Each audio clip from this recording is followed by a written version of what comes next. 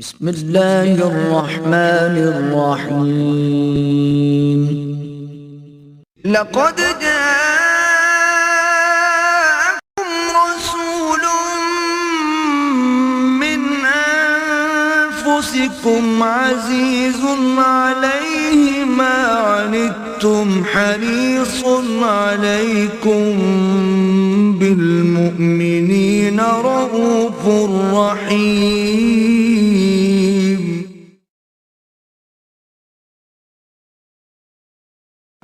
نحمده ونصلي على رسوله الكريم.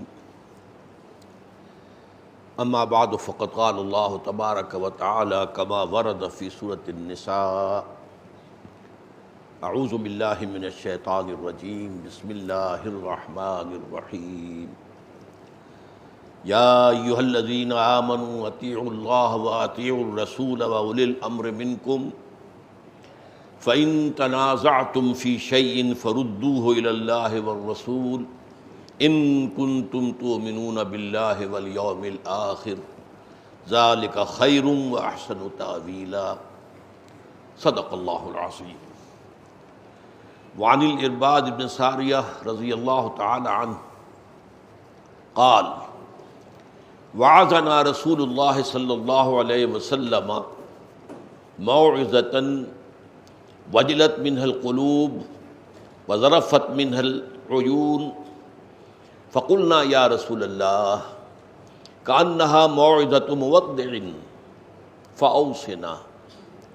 قال: أوصيكم بتقوى الله عز وجل والسمع والطاعة وإن تأمر عليكم عبد حبشي فإنه من يعش منكم بعدي فسيرى اختلافا كثيرا فعليكم بسنتي وسنة الخلفاء الراشدين المهديين تمسكوا بها وعضوا عليها بالنواجذ وإياكم ومحدثات الأمور فإن كل محدثة بدعة وكل بدعة ضلالة.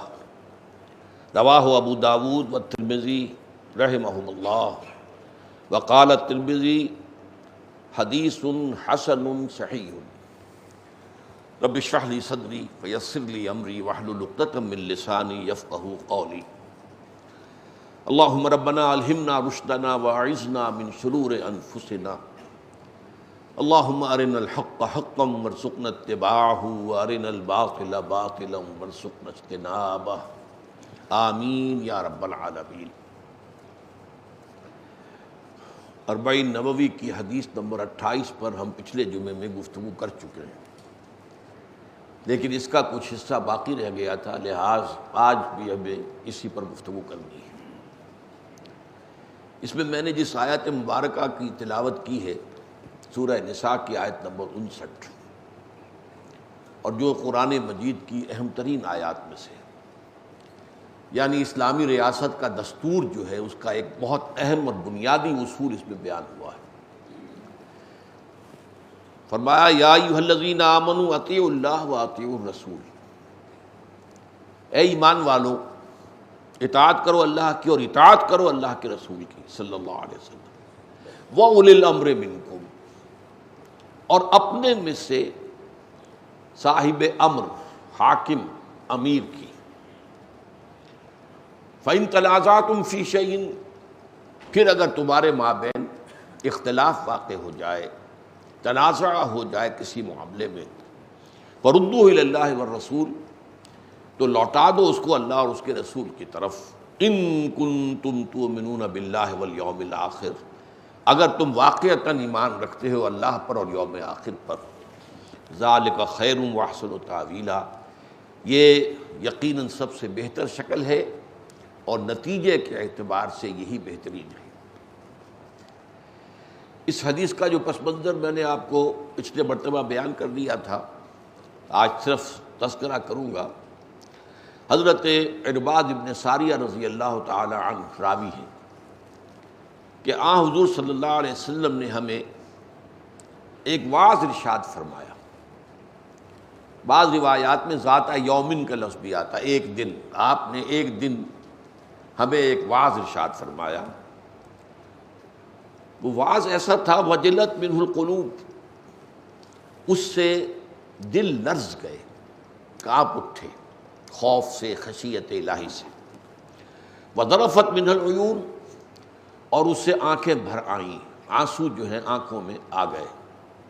فقلنا، تو ہم نے عرض کیا یا رسول اللہ، اے اللہ کے رسول صلی اللہ علیہ وسلم، کانہا موعظۃ مودع، یہ تو ایسے لگتا ہے جو وعظ آپ نے آج ہمیں ارشاد فرمایا ہے کہ جیسے رخصت کرنے والے کا وعظ ہو۔ کوئی شخص کسی کو وداع کہہ رہا، اچھا بھائی خدا حافظ، کہیں جاتے ہوئے، تو ہمیں محسوس ہو رہا ہے کہ یہ تو اس نوعیت کا وعظ ہے، یعنی کہ ہمیں اندیشہ ہے کہ شاید اب آپ کا وقت قریب ہے، آپ کا اپنے رب کی طرف واپس جانا جو ہے قریب آ گیا ہے۔ فأوصنا، تو ہمیں مزید وصیت کیجیے اور ہمیں نصیحت فرمائیے ایسی باتیں کہ جو آئندہ کے دور میں ہمارے لیے وہ روشنی کا مینار بنے۔ قال، حضور نے فرمایا، اوصیکم بتقوی اللہ عز وجل، میں تمہیں وصیت کرتا ہوں، تاکید کرتا ہوں اللہ تعالیٰ، اللہ عز وجل کی تقوی، اس کا احساس، اس کی عظمت کا، اس کی جلالت کا، اس کے مواخذے کا، اس کے مواخذے کا، محاسبے کا، یہ ایک احساس جو ہے دل کے اندر قائم رہنا چاہیے۔ یہ بات بھی ہر دم سامنے رہے کہ اول تو ایک مومن کے ایمان کی معراج یہ ہے کہ اتنا یقین حاصل ہو جائے کہ گویا وہ اللہ کو اپنی آنکھوں سے دیکھ رہا ہے۔ یہ ہم پڑھ چکے ہیں حدیث جبرائیل، اور یہ نہیں تو کم سے کم یہ بات تو انسان کو ملحوظ رہے کہ اللہ مجھے دیکھ رہا ہے، I am in his presence, میں اللہ کے حضور میں ہوں، میں کبھی بھی اللہ کی نگاہوں سے اوجھل نہیں ہوتا، اللہ ہر حال میں میرے ساتھ ہے اور مجھے دیکھ رہا ہے۔ اب اس کے نتیجے میں تقویٰ پیدا ہوگا، بچ بچ کر چلنا، کوئی غلط کام نہ ہو جائے، میرے اعضاء و جوارح سے کوئی ایسا فعل سرزد نہ ہو جائے کہ جو اللہ کی ناراضگی کا سبب بنے، میرے دل میں بھی ایسا وسوسہ نہ آئے، اگر آ گیا ہو تو اس پر انسان لاحول پڑے، تعوذ کرے، اللہ کی پناہ میں آئے، اس سے نفرت کا اظہار کرے اگر ایمان کے خلاف کوئی وسوسہ شیطان دل میں ڈال دے، اس لیے کہ وسوسہ اندازی کا اختیار اللہ نے شیطان کو دیا ہوا ہے، الذی یوسوس فی صدور الناس، تو وسوسہ تو آ سکتا ہے، لیکن پھر ایمان کی علامت یہ ہے کہ انسان کو شدید دکھ ہو کہ میرے دل میں یہ وسوسہ کیوں آیا۔ بہرحال نہ تو میرے دل میں ایسی بات آئے، نہ میرے اعضاء و جوارح سے، میری زبان سے، میرے ہاتھ سے، میرے پاؤں سے، میری آنکھوں سے، میرے منہ سے، میری زبان سے کوئی ایسا فعل سرزد ہو جو اللہ تعالیٰ کی ناراضگی کا سبب بن سکے۔ والسمع والطاعت، اور سننا اور اطاعت کرنا، یہ ہے ڈسپلن اسلامی حکومت کا بھی، جو خلافت کا نظام ہے اس میں امیر کا حکم ماننا ہے، اطاعت کرنی ہے، اور اسلامی نظام جماعت میں بھی، اس لیے کہ دو ہی شکلیں ہیں، یا تو خلافت کا نظام قائم ہے یا قائم نہیں ہے۔ قائم ہے تو جو بھی ان کا امیر ہے، امیر المومنین ہے، خلیفۃ المسلمین ہے، اس کا حکم ماننا ہوگا۔ قائم نہیں ہے تو وہ آپ سے آپ تو قائم نہیں ہوگا، قائم کرنے کی جد و جہد کرنی پڑے گی، اور یہ جد و جہد جماعت کی شکل میں ہی ممکن ہے، تو جماعت کا امیر ہوگا، تو دونوں شکلوں میں اس امیر کی بھی پھر اطاعت، سمع و طاعت، والسمع والطاعت ہے۔ البتہ اس میں پچھلی مرتبہ عرض کر چکا ہوں کہ سمع و طاعت جہاں تک اللہ اور اس کے رسول کا معاملہ ہے وہ مطلق ہے، بے چون و چرا، کوئی بات سمجھ میں آئے نہ آئے، کسی بات کا سمجھ میں آ جانا جو ہے یہ کوئی بنیاد نہیں ہے کہ میں مانوں گا، یہ سمع و طاعت تو نہ ہوئی، یہ تو پھر اپنے عقل کی اطاعت ہے، یا کوئی چیز آپ کو اچھی لگے یا نہ لگے، اگر آپ اس پر فیصلہ کریں گے تو آپ نے نفس کے مطیع ہیں۔ اللہ اور اس کے رسول کی اطاعت تو یہ ہے کہ جو بات آ گئی قرآن میں اور جو بات آ گئی حدیث صحیح میں، اس کی بلا چون و چرا، بلا کم و کاشت اس کی اطاعت کی جائے۔ یہی وجہ ہے کہ سورہ نساء کی اس آیت میں جب فرمایا اطیعوا اللہ، تو دوبارہ اطیعوا کا لفظ آئے، واطیعوا الرسول، یہ دونوں اطاعتیں مستقل ہیں، مطلق ہیں۔ ہمارے ہاں بہت عرصے سے ایک فتنہ اٹھا اور بہت بڑی شخصیت تھی اس فتنے کو شروع کرنے والی. وہ قومی اعتبار سے تو ہمارے ہیروز میں شمار ہوتے ہیں، سر سید احمد خان. لیکن یہ کہ دینی اعتبار سے انہوں نے بہت سی گمراہیوں کا آغاز کیا ہے. ان میں سے ایک استخفاف حدیث بھی ہے.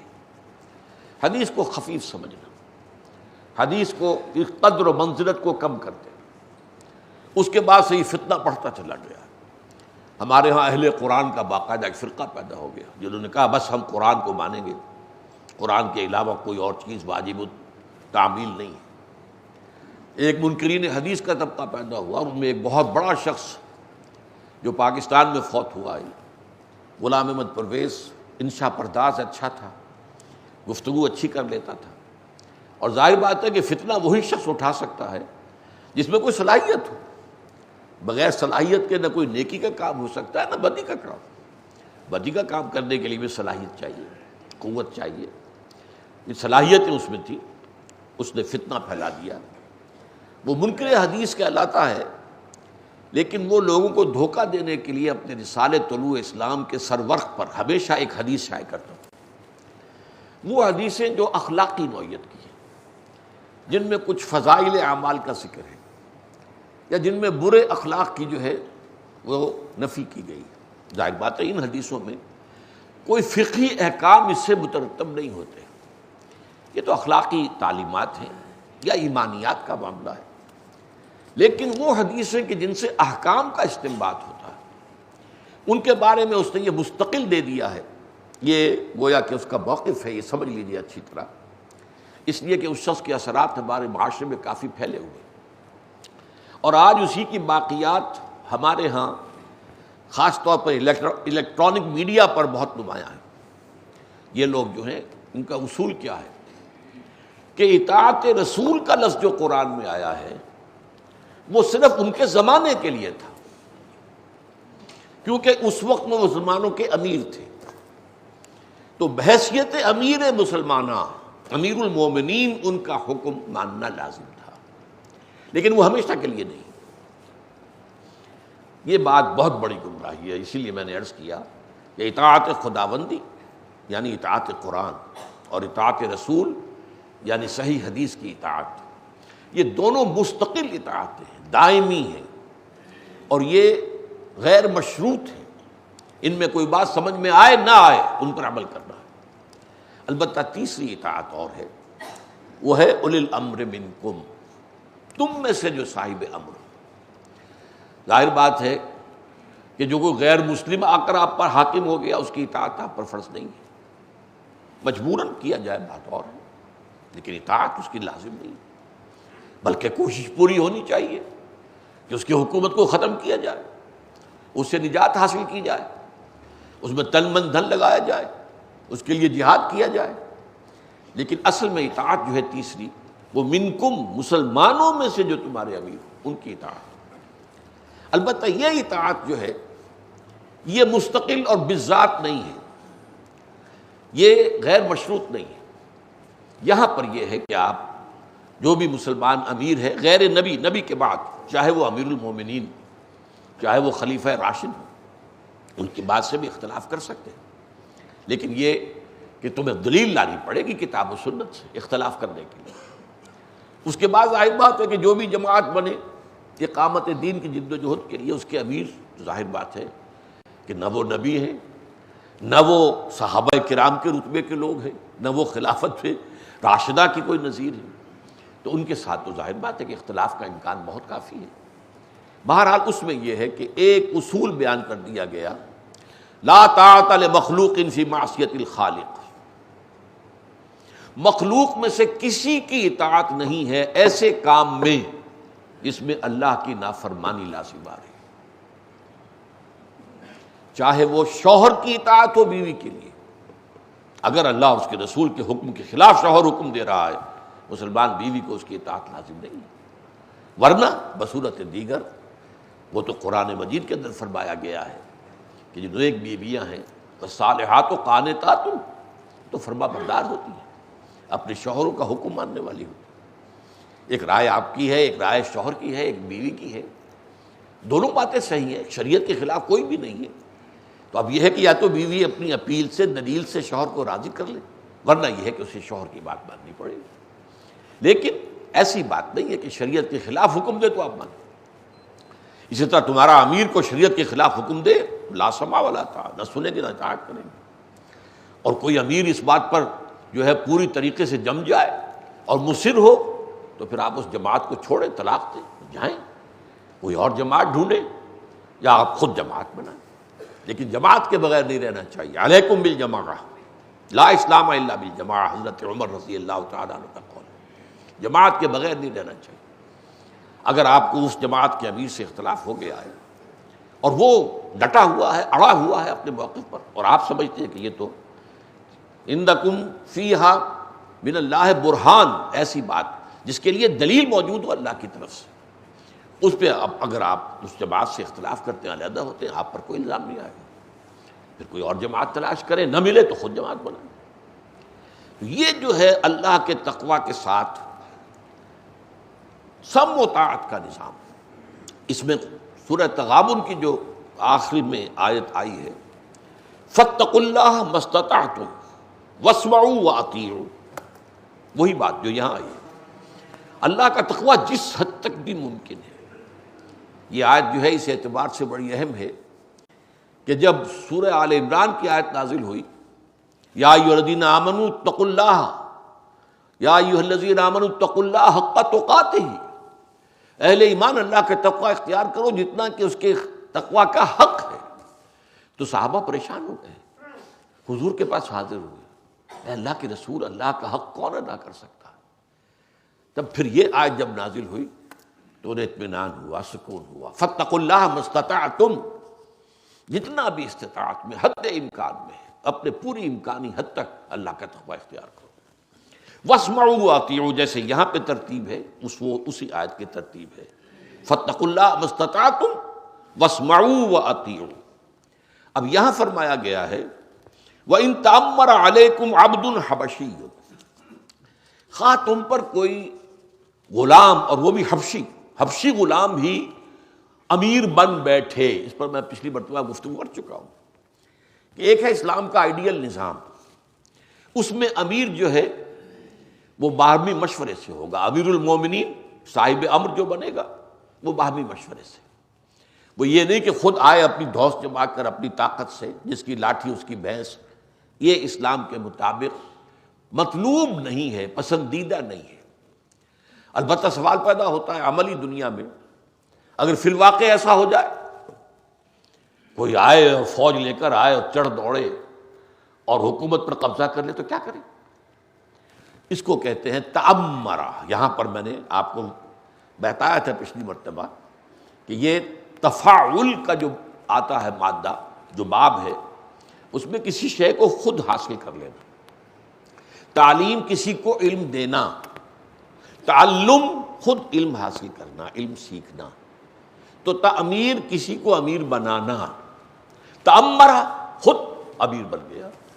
اس کے لیے ہی فقہا نے پھر یہ بات دی کی کہ اس شخص کی بھی اطاعت کرنی ہے، بشرطے کہ وہ شریعت کے خلاف حکم نہ دے، اپنی جگہ پر وہ فاسق بھی ہو، لیکن یہ کہ نظم کا تقاضا یہ ہے، ورنہ تو یہ ہے کہ اگر فرض کر دیا جاتا کہ اس کے خلاف اٹھ کھڑے ہونا لازم ہے تو خانہ جنگی بار بار ہوتی رہتی۔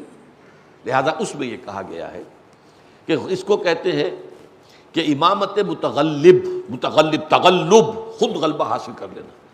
جو شخص خود غلبہ حاصل کر لے اس کی امامت جائز ہے یا نہیں؟ تو فقہا کا فیصلہ یہ جائز ہے، البتہ وہ بھی شریعت کے خلاف حکم نہیں دے سکتا، یہ شرط موجود رہے گی، یہ شرط ساقط نہیں ہوگی۔ وہ کفر کا حکم نہیں دے سکتا، وہ کسی حرام کو حلال نہیں بنا سکتا، کسی حلال کو حرام نہیں قرار دے سکتا، یہ اس کے اختیارات میں نہیں۔ اگر ان حدود کے اندر رہتا ہے تو چاہے وہ زبردستی امیر بن بیٹھا ہو، اپنے طاقت کے بل پر تغلب اور تعمر کی بنیاد پر وہ امیر بن گیا، اس کی اطاعت ہوگی۔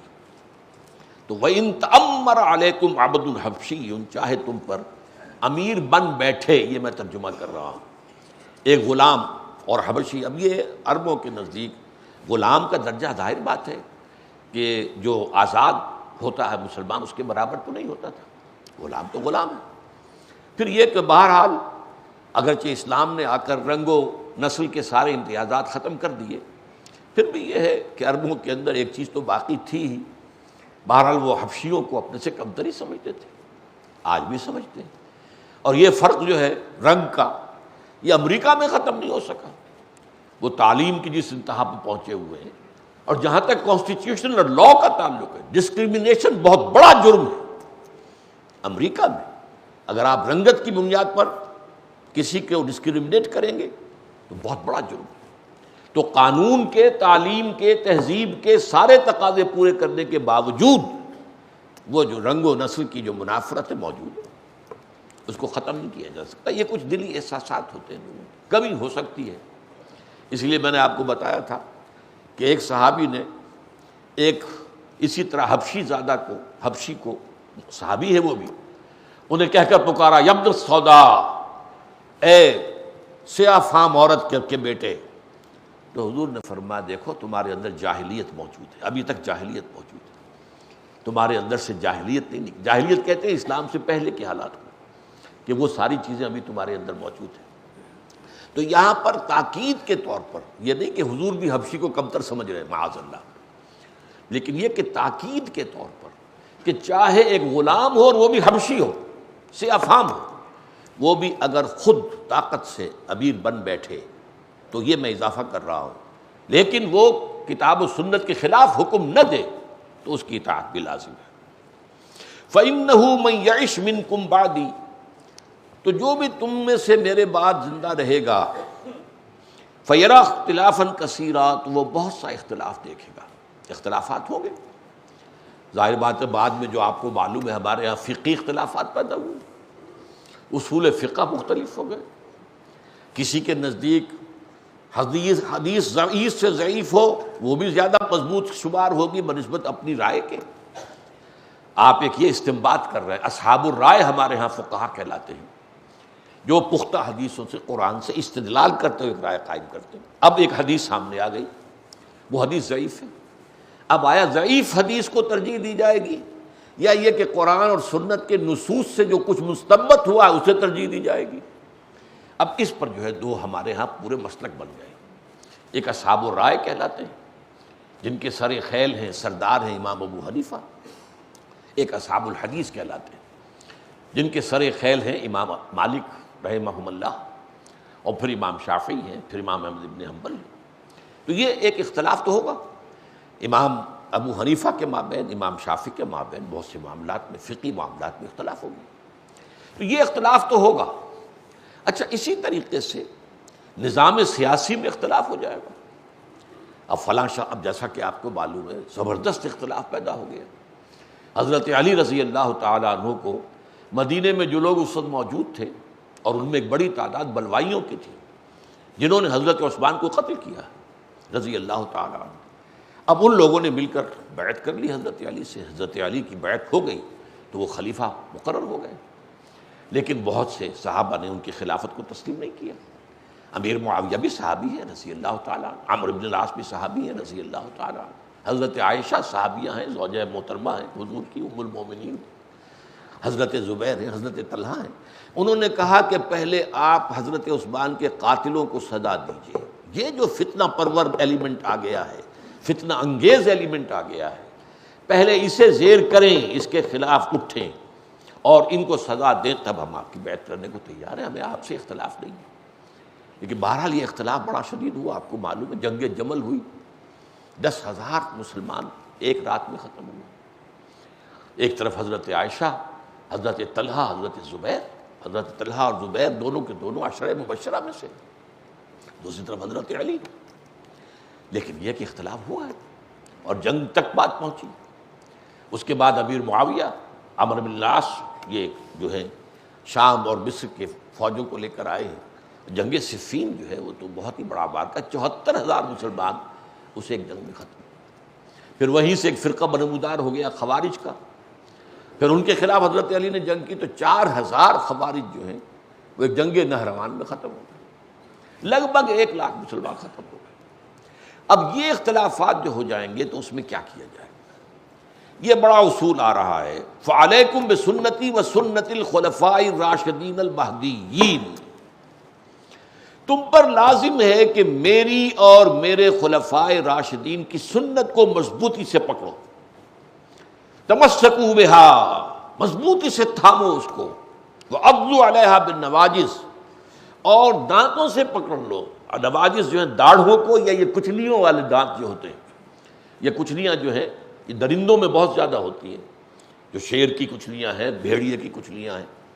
ہمارے ہاں ان کی وہ حیثیت نہیں رہی ہے، ورنہ ان حیوانات کے اندر کیونکہ انہیں زندہ گوشت پھاڑ کے کھانا ہوتا ہے، تو یہ کچلیاں جو ہوتی ہیں ان سے جب کسی چیز کو پکڑ لیتے تھے تو پھر ان کی گرفت بہت مضبوط ہوتی تھی۔ تو اس لیے اس طرح فرمایا کہ داڑھوں سے یا کچلیوں سے پکڑ لو ان کو، میری سنت اور میرے خلفاء راشدین المہدیین جو ہدایت یافتہ ان کی سنت، تمسکوا بہا، اسے پکڑو مضبوطی سے، وعضوا علیہا بالنواجذ، اور ان کو اپنے دانتوں سے، اپنی کچلیوں سے، اپنی داڑھوں سے مضبوطی سے پکڑو۔ اب میں یہاں ایک تو مسئلہ آپ کے سامنے لانا چاہتا ہوں کہ یہاں پر جو راشدین کا لفظ آیا ہے اس کا مفہوم کیا ہے؟ قرآن مجید میں انسان کی کامیابی، اس کے لیے 3 لفظ استعمال ہوتے ہیں زیادہ تر، مفلحون، اولئک هم المفلحون، اولئک هم المفلحون، لعلکم تفلحون، تاکہ تم فلاح پا جاؤ، اور یا ہوتا ہے فائزون، لا یستوی اصحاب النار و اصحاب الجنہ، اصحاب الجنۃ هم الفائزون۔ تو یہ 2 الفاظ جو ہیں مفلحون اور فائزون، فائز ہو جانا کامیابی پہ، فائز ہو گیا، اسی طریقے سے بڑے عہدے پر فائز ہو گئے، تو یہ فوز ہے۔ لیکن یہ کہ مفلحون جو ہے وہ بہت زیادہ گمبھیر لفظ ہے۔ فلاح جو ہے روحانی فلاح، اخلاقی فلاح، اور اس کا اصل مفہوم اصل میں کیا ہے کہ انسان کا ایک یہ جسد ظاہری ہے، حیوانی وجود، ایک اس کے اندر چھپا ہوا روحانی وجود ہے، وہ انا، اس پر کبھی گفتگو ہو چکی ہے، وہ انا یا خودی یا روح جو ہے در حقیقت یہ اندر چھپی ہے۔ اب آپ کی ساری توجہ جو ہے حیوانی ضروریات پر ہے، روح بیچاری سسک رہی ہے، بھوکی ہے، پیاسی ہے، اسے آپ نے کوئی غذا ہی نہیں دی، اس کی غذا ہے اللہ کا کلام، اس لیے کہ روح جو ہے اس کے بارے میں فرمایا یسألونک عن الروح قل الروح من امر ربی، یہ امر رب ہے، امر رب کے لیے کلام رب ہے، اور جسد ظاہری باطنی، جسد ظاہری حیوانی کے لیے جہاں سے یہ آیا ہے وہیں سے غذا آ رہی ہے۔ یہ جسم کہاں سے آیا؟ مٹی سے آیا، تراب سے، خلقکم من تراب، اس تراب ہی سے ہماری گندم بھی آ رہی ہے، ہمارے چاول بھی آ رہے ہیں، ہماری سبزیاں بھی آ رہی ہیں، گوشت بھی جو ہم کھاتے ہیں جانوروں کا، تو وہ گوشت بھی کس سے بنا ہے؟ سبزیوں سے، گھاس سے، چارے سے، سارا کا سارا جو ہے سورس جو ہے ہماری ڈائٹ کا، ہماری جو ہماری ضرورت ہے جسمانی، وہ ظاہر بات ہے کہ وہی ہے جہاں سے خود ہمارے یہ اجسام آئے۔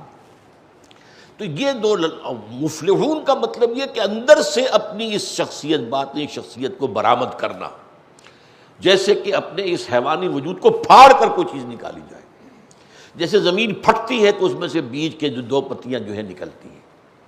فلق کا لفظ اس کے لیے استعمال ہوگا، فلاح، فلق، یہ ایک دوسرے کے بہت قریب ہے، فلاح، اور فلاح کہتے ہیں عربی زبان میں کاشتکار کو، وہ اپنے ہل کے جو نوک ہے اسے زمین کو پھاڑتا ہے، اس لیے فلاح۔ جو جیسے ہمارے ہاں کاشتکاروں کی تحریک جو ہے وہ چلی، کسانوں کی تحریک چلی، خاص طور پر صوبہ سرحد میں بڑے زوردار انداز میں چلی ایک زمانے میں، آج کل تو خیر اس کا وہ کوئی زور نہیں ہے۔ تو مصر میں اسی کو کہتے ہیں فلاحین کی تحریک۔ فلاح کون ہے؟ کسان۔ تو مفلحون وہ ہیں کہ جنہوں نے اپنے اندر سے اپنے حقیقی وجود کو نکال کر پروان چڑھایا، وہ ہے مفلحون۔ تیسرا لفظ ہے راشدون، اور یہ سب سے اونچا مقام، جو کہ گویا کہ اپنی منتہائے مقصود جو انسان کا ہو سکتا ہے اس کو پہنچ گئے۔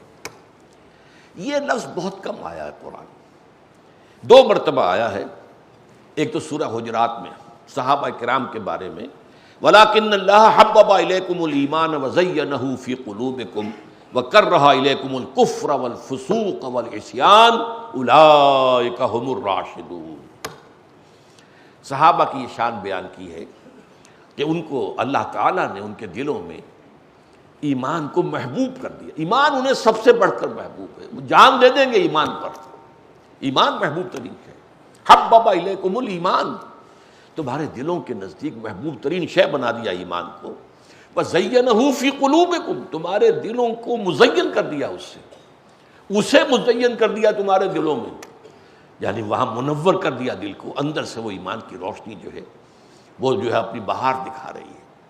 وَكَرَّهَ إِلَيْكُمُ الْكُفْرَ وَالْفُسُوقَ وَالْعِصْيَانَ، اور بہت ہی ناپسندیدہ بنا دیا اللہ نے تمہارے نزدیک کفر کو بھی اور فسق کو بھی، نافرمانی کو بھی، والعصیان اور گناہ کو بھی.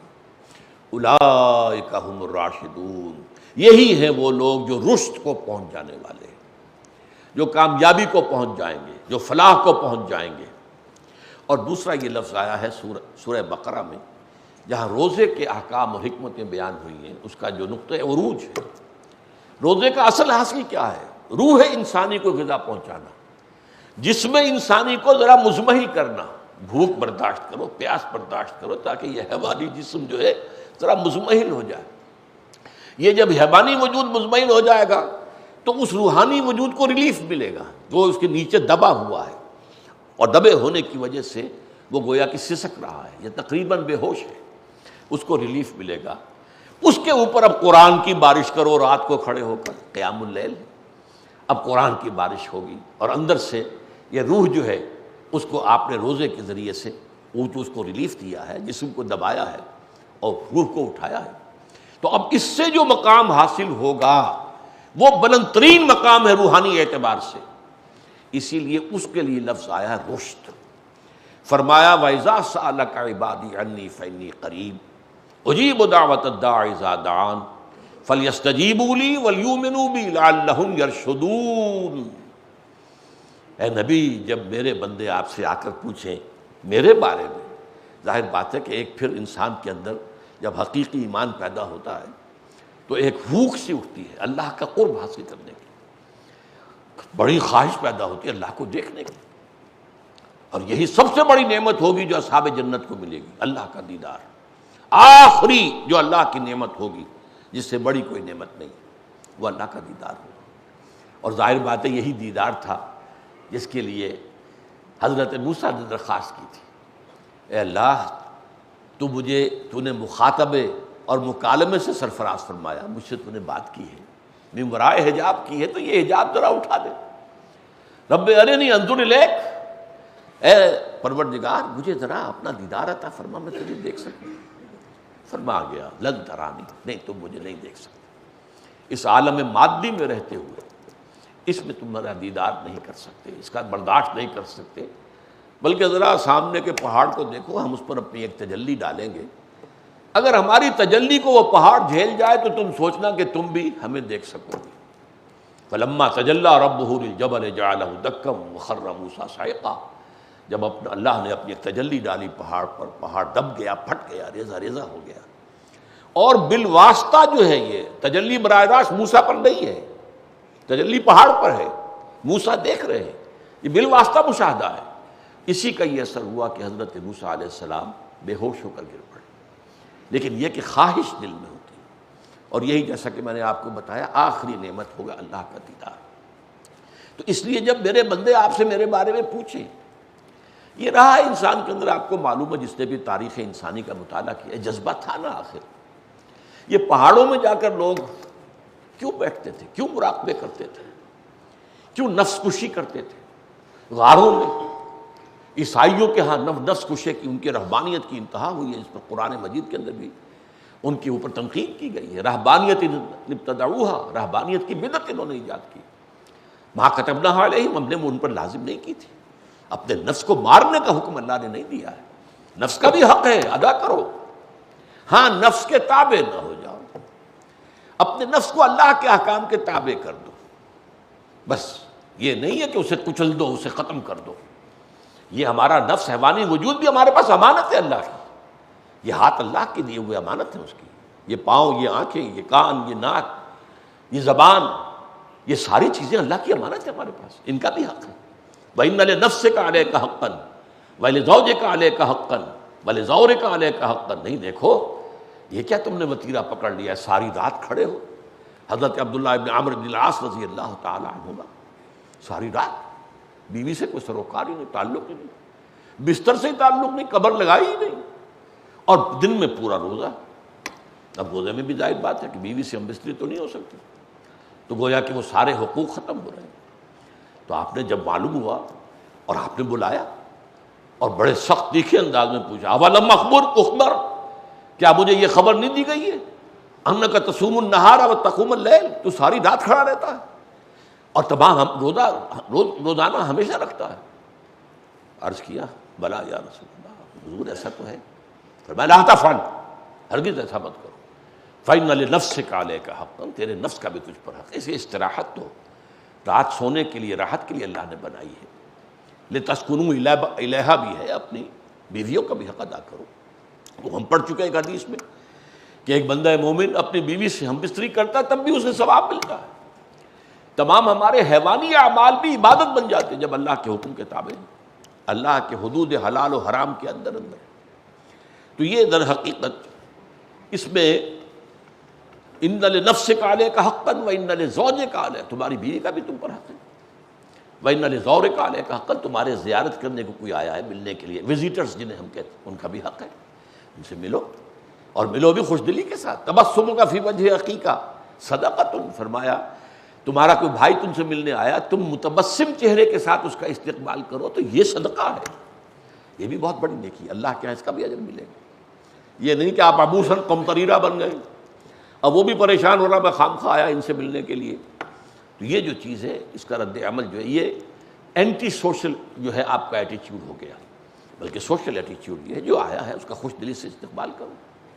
بہرحال مفلحون کا میں نے ترجمہ آپ کو بتایا. راشدون جو ہے وہ پھر روحانیت کی جو انتہا اس دنیا کے اندر ہو سکتی ہے وہ ہے راشدون. اولئک هم الراشدون لعلہم یرشدون. اب یہاں سوال پیدا ہوتا ہے کہ خلفائے راشدین المہدیین، حضور کے وہ خلفاء جو راشد بھی ہیں مہدیین بھی ہیں، ہدایت یافتہ بھی. اب اس میں 4 پر تو ہمارا اہل سنت کا اجماع ہے.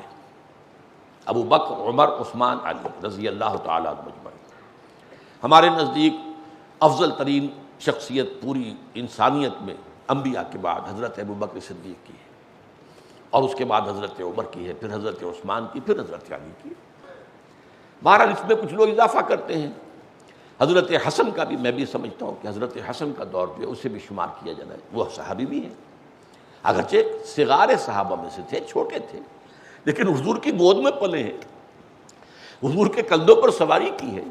ظاہر بات ہے عین نماز کی حالت میں بھی حسنین کہیں آ جاتے تھے اور وہ حضور سجدے میں ہے اور وہ پیٹھ پر چڑھ کر بیٹھ گئے. بچوں کا معاملہ جو ہے تو آپ بڑے ہی آرام سے انہیں نیچے اتارتے تھے، نماز جاری رکھتے تھے. تو ان کا جو بھی محبت تھی حضور کی. ریحانتان، یہ نبی کے باغ کے 2 پھول ہیں، اب حسن اور حسین. تو یہ بھی ان کی بھی، اور چونکہ انہوں نے خود طاقت سے نہیں حاصل کی تھی اس لیے وہ بھی خلفائے راشدین المہدیین میں شامل ہیں. البتہ حضرت معاویہ کا معاملہ ہمارے ہاں بعض لوگ ہیں، ذرا ان کو میں عام جو ہیں ہمارے عوام الناس سنی ان میں نہیں، کچھ ہیں ذرا زیادہ ریڈیکل اور زیادہ جو ہے وہ ایک انتہا پسند، وہ حضرت امیر معاویہ کو بھی خلیفہ راشد کہتے ہیں، لیکن اہل سنت نے ان کو اس طور سے تسلیم نہیں کیا، اس لیے کہ وہ متغلب تھے، انہیں کسی نے چنا نہیں تھا، ان کے لیے کوئی مشاورت نہیں ہوئی تھی.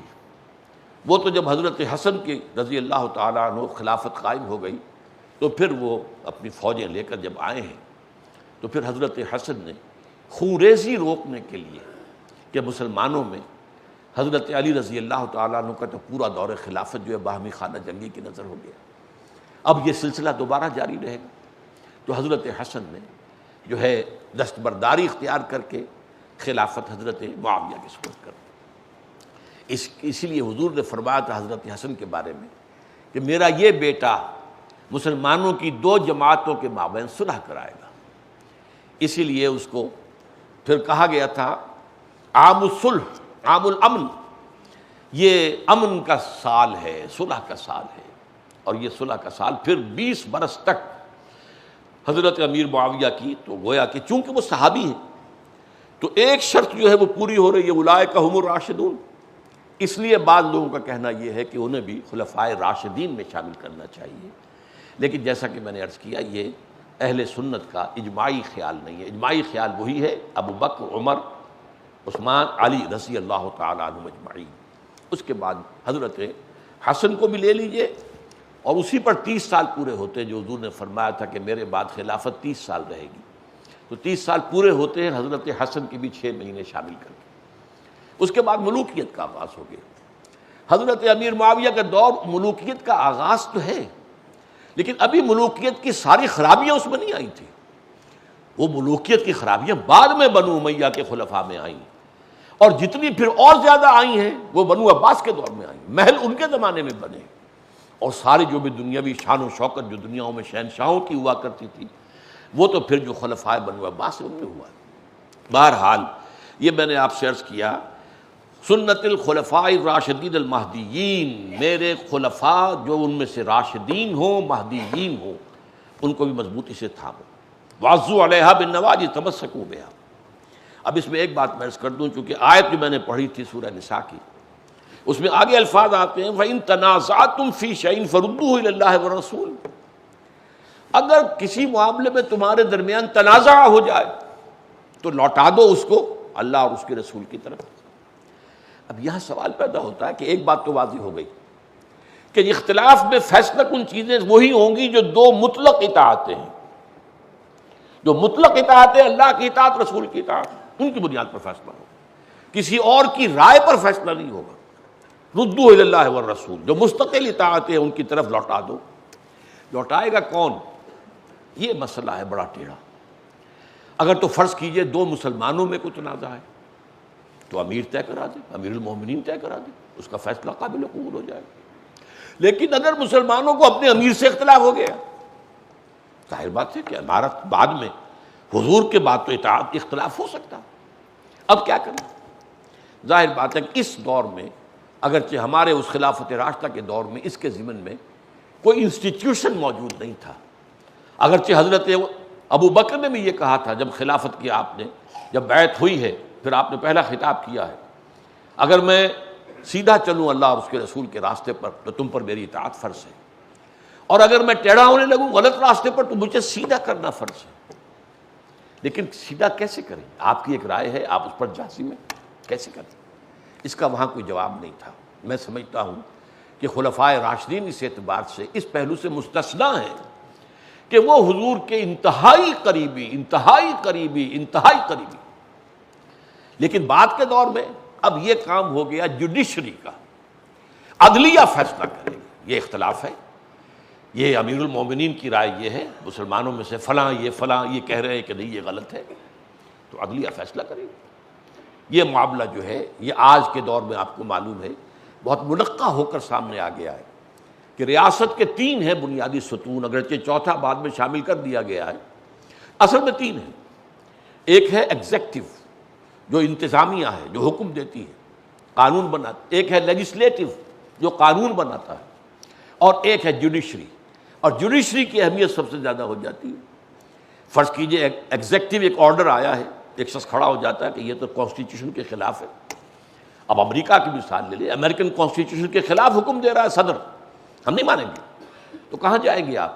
تو کانسٹیٹیوشنل کورٹ کوئی علیحدہ ہو، یا یہ ہے کہ سپریم کورٹ میں آپ جائیں گے، وہ فیصلہ کریں گے. تو یہ معاملہ در حقیقت اس اعتبار سے، لیکن وہاں دلیل کیا ہوگی؟ ہمارے ہاں بھی ضیاء الحق نے ایک صحیح راستہ اختیار کیا تھا شریعت کورٹ بنا کر، لیکن اس کے اوپر پابندیاں لگا دی. 2 پابندیاں، 2 ہتھکڑیاں، 2 بیڑیاں پہنا دی تو بالکل بیکار ہو گئی. لیکن راستہ صحیح تھا، اس کا طریقہ اس نے صحیح کیا تھا کہ جیسے کہ عدلیہ کا فیصلہ ہے تو اسی طریقے سے خاص شریعت کورٹ بن جائے، وہ فیصلہ کرے گی کہ کوئی چیز، کوئی قانون خلاف ہے یا نہیں شریعت کے. لیکن یہ کہ اب ظاہر بات ہے غیر مؤثر کر دیا. دستور پاکستان تمہارے دائرہ کار سے خارج، اور یہ جو سول کوڈ ہے اور پینل کوڈز جو ہیں، یہ جو سول اور جو ہمارے ہاں فوجداری، یہ جو بھی کرمنل کوڈ ہے، یہ سب جو ہے تمہارے دائرے سے خارج. ان کے پروسیس جو ہے ان کے، اس کے اوپر تمہارا کوئی عمل دخل نہیں. آئینی قوانین بھی دائرے سے خارج. اسی پر میں نے پھر استعفیٰ دیا ہوں. 5 جولائی 1982 کو جا کر میں نے یہاں پر گورنر ہاؤس میں استعفیٰ دیا. آپ نے شریعت کورٹ بنائی اور آئینی قوانین کے کبھی دائرہ جو ہے اس کو باہر کر دیا. اس کو یہ کیا مطلب ہے؟ آپ کے اپنے علماء ہیں، آپ نے ان کو جج بنا کر بٹھایا ہے۔ پیر کرم شاہ کس کا انتخاب ہے؟ اور جو ہوتے تھے ملک غلام علی، وہ کس کا انتخاب ہے؟ اور جو مفتی تقی عثمانی کس کا انتخاب ہے؟ آپ کو ان کی دیانت پر، ان کے علم پہ بھروسہ نہیں ہے؟ اور آئلی قوانین جو انگریز نے نہیں چھیڑے تھے ہمارے، ان کو تم نے تحفظ دیا ہے۔ ایک منکر حدیث، یہ غلام احمد پرویز ہی کے بنوائے ہوئے قانون تھے، وہ چونکہ سرکاری افسر تھا، اسے قرب حاصل تھا، جو ہمارے ہاں کا پہلا ڈکٹیٹر آیا ہے ایوب خان، اس کا قرب حاصل تھا، اس نے ایوب خان پر اثر انداز ہو کر یہ آئلی قوانین نافذ کیے تھے۔ تو اس اعتبار سے میں نے کہا کہ آپ نے وہ عدالت بنائی ہے، اس کے ہاتھ باندھ دی۔ انہوں نے کہا اب یہ تفصیلی بات ہو جائے گی، وقت ختم ہو چکا ہے، سب آخری بات کہہ رہا ہوں، ان کا یہ عورتوں کو کون مطمئن کرے گا؟ میں نے کہا اگر یہی آپ کے پیمانے ہیں تو پھر میں آپ کی شورا میں نہیں بیٹھ سکتا، یہ لیجیے میرا استعفیٰ دے۔ بہرحال جو بھی تم میں سے میرے بعد زندہ رہے گا تو وہ بہت سا اختلاف دیکھے گا، اس کے حل کے لیے تمہارے لیے لازم ہے کہ میری سنت اور میرے خلفائے راشدین المہدیین کی سنت کو تھامو مضبوطی کے ساتھ اور اپنے دانتوں سے ان کو پکڑ لو۔ وَإِيَّاكُمْ وَمُحْدَثَاتِ الْأُمُورِ، اور دیکھو نئی نئی باتیں دین میں نہ نکال لینا۔ یہ چونکہ ہم ایک حدیث پڑھ چکے ہیں اس سے پہلے بدعت کے موضوع کے اوپر، یہاں تفصیل سے جانے کی ضرورت نہیں ہے۔ دین میں ایک ہے قرآن اور سنت سے استنباط کر کے کوئی حکم نکالنا، اس کا نام اجتہاد ہے، قیاس ہے، اجتہاد۔ لیکن یہ ہے کہ ایک آپ نے بالکل ایک نئی بات نکال دی، کوئی دلیل نہ قرآن سے نہ سنت سے، اور خاص طور پر عبادات کے اندر کوئی ثواب کے لیے کیا جانے والا کام، اور اس میں کوئی ایسا کام جس کی کوئی جو ہے سند ہمارے پاس نہ قرآن میں نہ حدیث میں نہ خلفائے راشدین کے عمل میں نہ صحابہ کے عمل میں، تو وہ چیز بدعت شمار ہوگی، محدث۔ ایاکم ومحدثات الامور، تم لازماً بچو گے نئی نئی باتیں ایجاد کرنے سے۔ فإن کل محدثۃ بدعہ، اس لیے کہ ہر نئی ایجاد کی ہوئی بات بدعت ہے۔ وکل بدعۃ ضلالہ، بدعۃ ضلالہ، اور ہر بدعت جو ہے وہ گمراہی ہے۔ ان چیزوں کو، نئے نئے چیزوں کو شریعت میں، دین میں داخل کرنے سے تمہیں رکنا ہے ہر حال میں۔ اللہم صل علی محمد وعلی آل محمد کما صلیت علی ابراہیم وعلی آل ابراہیم انک حمید مجید۔